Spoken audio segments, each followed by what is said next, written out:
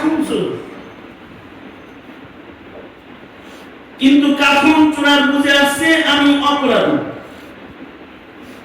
অনেকের বুঝে আসে না সে অপরাধী, কিন্তু কাফন চোর বুঝছে আমি অপরাধী। বোঝার পরে নিজের সন্তানদের ডেকে বলে, সন্তানেরা আমার মতো অপরাধী পাপী নাই, হিসাব দেওয়ার কায়দা আমার নাই। সুতরাং আমি মরে গেলে আমার লাশটাকে আগুন দিয়া পুড়াইবা, ছাই বানাইবা, পুরা ছাই বানায় ভস্য করে তাকে দুই ভাগ করে অর্ধেক ছাই বাতাসে উড়াইয়া দিবা, অর্ধেক ছাই পানিতে ভাসায় দিবা। আমার যেন রবের আদালতে দাঁড়াইতে না হয়, কারণ আমার মতো পাপী নাই, রবের সামনে খারাপ হওয়ার মতো হিম্মত সাহস আমার নাই। সরকার বলেন ছেলেরা তাই করছে, বাপের আগুন দিয়ে পোড়ায়া ছাইগুলাকে দুই ভাগ করে অর্ধেক বাতাসে উড়াইয়া দিছে, অর্ধেক পানিতে ভাসায় দিছে। আল্লাহর নবী বলেন, আল্লাহ তাআলা পানিকে বললেন, এই পানি একজন লুকাইছে বের করতে। বাতাসকে বললেন, বাতাস একজন তোর ভিতরে লুকাইছে বের কর। আল্লাহ তাআলা বান্দাটাকে অস্তিত্বে আনলেন, খারাপ রেখে দিলেন। একত্রিত করে জিজ্ঞাসা কি এত ড্রামা করছিস কে? এইরকম নাটক অভিনয় করলি কেন? পানিতে গেলি কেন? বাতাসে গেলি কেন? নিজেরে এভাবে লুকাইনি কেন? বান্দা বলে, আল্লাহ কেউ না জানলেও তুমি জানো কেন করেছি।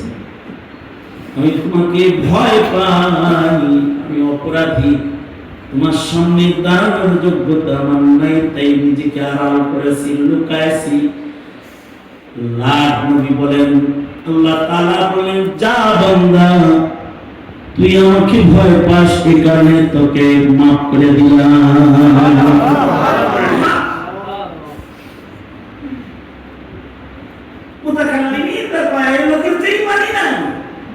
কেউ কেউ এইমান নাই, বাস বাদল মত পুনরুত্থান, যেটা এটা মানে না দেখে এভাবে নিজের পালাইছে, লুকাইছে। ইমাম বুখারী রাহমাতুল্লাহ আলাইহি বলেন, না,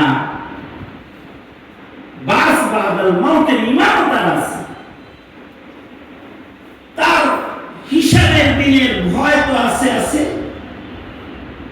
পাশাপাশি আরেকটা সিফাত তার আছে, সেটা হলো সিগারুন নফস। সে নিজেকে মনে করছে আহকামুল হাকিমিন, যে আল্লাহ রাজা রাজা, হাকিম মালিকে সব রাজাদেরকে বিচার করবে। রাজাদের বিচার যেখানে হবে, বড় বড় মানুষের বিচার হবে, আমার মতো ছোট মানুষ নেই, আল্লাহ স্মরণই রাখবে না। যদি স্মরণে না রেখে আল্লাহ তা আমি বাচ্চা গেলাম গা, আমরা ফিরে পাওয়া যাবে না, আমার কথা মিলেই দিব গা। তার মানে নিজের আদনা হারাকে এমন ভাবে মেনে নিচ্ছে, আমার খুঁজতে খুঁজতে না, আমি পালাই গা। মুমিন হইয়া নিজে আগুনে লাশ পুইরা ওসিয়ত কইরা পালায় যাইতেছে কেন? আমি তো সব আমারে কেন বুঝবো নাকি? কাফন সরে বুঝবে। ইমাম বুখারী রাহমাতুল্লাহি আলাইহি ঘটনা আনছেন, আর ইবনুল হাজার আসকালানি বলে, আল্লাহ পাক তার এই গুণগুলা দেখা কয়, তোরেই আগে খুঁজতেছি, তুই আমার ভালোবাসার লোক।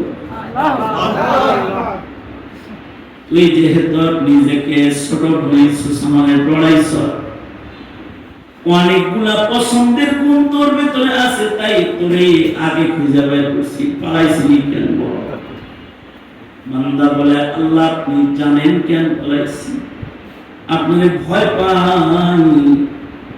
আল্লাহ বলে, যাও, এই গুণের কারণে তোমার জিন্দেগির গুনাহ মাফ করে দিলাম।